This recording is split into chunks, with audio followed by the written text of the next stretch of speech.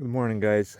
Today I'll be showing you how to size the breaker for the AC unit and how to locate where you put a disconnect. So basically I already put the two disconnects right here for two units outside. Basically you got to make sure you have the clearance. It's got to be at least 30 inches in between the units, workspace for disconnect, and the height wise, breaker or disconnect, the highest point could be only 6 feet 7 inches. Usually I don't put the disconnects that high. The only reason why this one is like 4.5 5 feet is because I didn't want to drill through the brick wall. I mean, it's within the code and they're all equal and we're on the hill, so this one's gonna be closer to the final grade than this just because of the hill. So is these ACs, but I have the disconnect same height. So basically, how do you size the breaker? You go to a nameplate, and if you read here on the bottom, usually it says max fuse breaker is 30 amp and minimum circuit breaker 18. The breakers, they come in like 20 amp, 25 amp, 30 amp increments of 5. So you can either put a 20 amp breaker, 25 or 30, and that's gonna be within the spec. Usually we run a 10 gauge wire which is rated for 30 amp. For outside units there are some times where they put like a oversized unit, and they request us to put a bigger cable, but this is a max 30. I had 25 amp breaker, so I put 25. So as long as the breaker within these two numbers, see the 18 is the minimum amperage circuit and the maximum is so the breaker won't trip as long as it's within the spec. You can put up to 30 amp breaker. Same thing with this unit. If you look at the nameplate here, it says maximum fuse or breaker is 20 amp and the minimum circuit ampacity. So the minimum, if you put like a 10 amp breaker, which we never use, it'll probably be tripping it.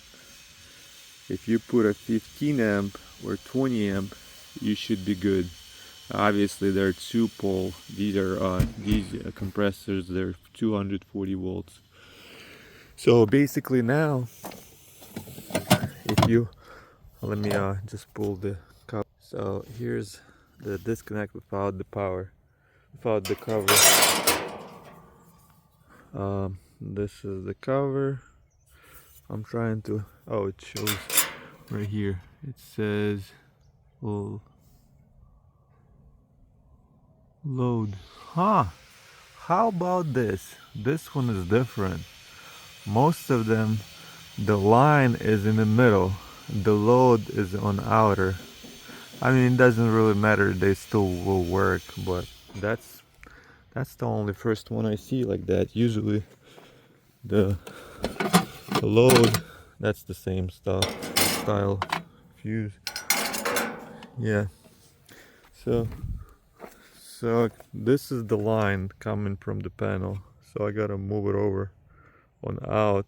You just gotta read. It says load. So the load goes to the unit. Line, these are the line. See? It says right here, line. That's from the panel. So now I'm gonna take the cover off and I'll show you what it looks like inside. Alright, I use a nut driver. Take, oh, wrong size. Alright. Boom.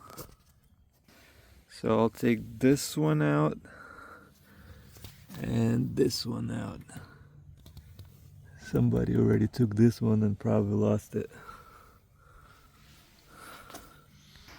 Alright, now taking the cover off, putting it to the side, and basically your sealed side connector is gonna go in here. It's a 1/2 inch hole, but you can make it, take this out, the little ring, and it's gonna be a 3/4.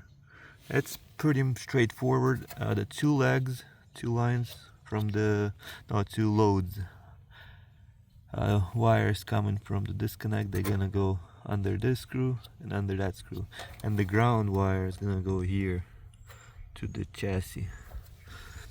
I'll show you a final product. So the conduit is gonna come, not the conduit, but the flex conduit, sealed side is gonna go over like this and under like that. So the way I measure the sealed side, I just stick it in the connector and I go like this against the wall, and I just hold it with my fingers. You can mark it with a Sharpie, and I cut it right there. So then I strip the wire and I pull it through the sealed side. Usually I stretch the sealed side straight like this, so the cable goes nice and easy without pulling a fishing line in there. Then I pretty much have extra 10 inches or 5 inches on each side. Well, though the disconnect requires more wire, the AC unit needs like 5 inches, and I'm just gonna cut a little extra. Alright, I'll show you how to put the connector on. So this is this part. Oh man, I can't really do it with one hand. I don't have a stand right now. So basically you take this part, the gem nut, and take it off and put this thing over the sealed side like this. It's one hand operation. Then this part, see this, it's gonna go in a knockout. You take the gem nut off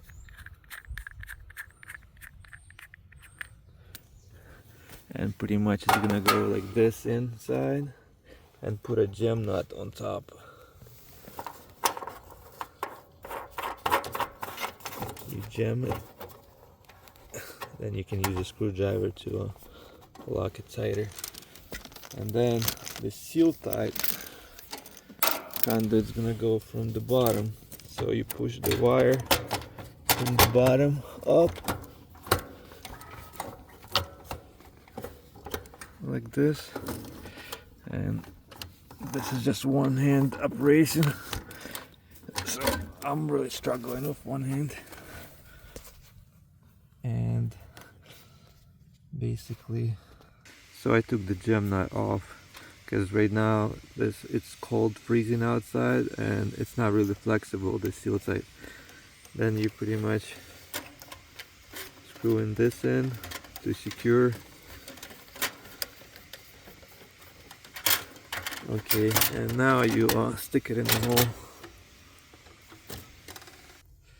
And now to secure it, you can use a screwdriver like this. Okay, same thing over here.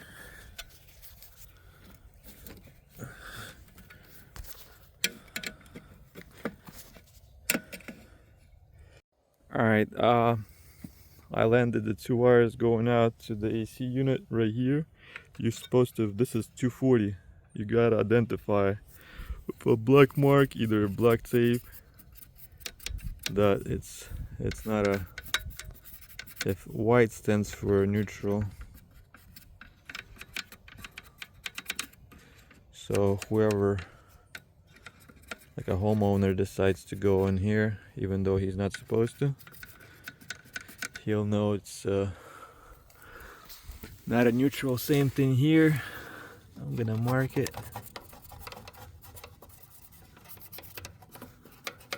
all the way, and basically that's what it looks like right here. So ground to the chassis and 2 phases to the contactor. Now we gotta secure it. We gotta put a strap right here, 12 inches from the box, and we'll put one on the bottom. So we're gonna have 2 straps.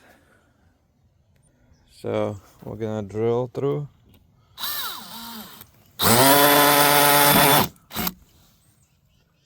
Ooh, came out. I gotta secure it.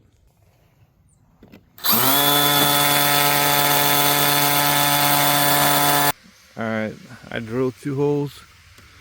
I gotta put these 1-hole straps.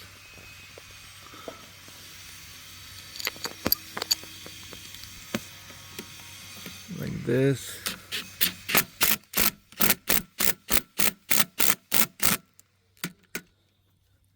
Right now, since it's so cold, it's not really flexible. So it's not gonna look real pretty, but I'll do my best to keep it straight. Same thing with this one. I gotta put a strap right here and put the screw in. So this is how it looks with the straps. Strap goes in. Now I gotta put the cover on and put a cover here. I'll show you how to put this cover. So you put the cover like this and it snaps in. This one right here, you gotta know which way you put it. See these contacts? They're on the bottom. So you gotta have the blades on the bottom too, not like this. If you put it like this, it's gonna be in off position. See, it's not touching the contact. If you put it upside down like this and you push it in, it makes contact and basically closes the circuit. So basically, see, this is the line and this is the line. This is the load and this is the load. So when you put this in, what it does, it closes the bridge, closes the switch. So this is the line, this is the load. So when you put this in, it closes, the circuit closes. And basically when it closes, the electricity flows through and goes to the equipment. Like this. So it's in, and then you get right here the cover. It's kind of gotta go in like this and closes. And then if they gotta lock it out or something, they can put a lock here. So this is pretty much how it goes. I'll show you. You put the cover back on and put the screws in, and this is the final product. Alright, this is the final product. I'll show you the tools that I used. Basically, I used the knot driver. This is, what size this is? This is 5/16. That's for the anchors. These are the screws that I used. I'll show you. I have it in my pocket. I think this is 1.25 inches by, this is not a 1/4 inch, this is 3/16. I used the straps. I use these for pretty much most of the stuff that I use. These are 3/4 EMT straps, and then I use a hammer drill. This is 1/4 inch, I believe. Well, it comes with the set with these screws. And use the Sharpie, use the strippers, use the screwdriver, and a knife for the insulation removal. This is the only reason why I'm making it so detailed. So I use these videos for my apprentices so they can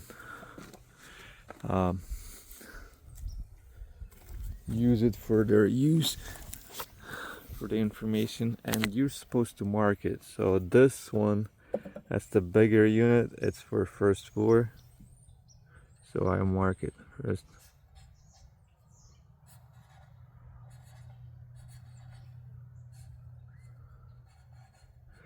Same thing with that one. That one is for the second floor, and I'll mark it. This is how you do it.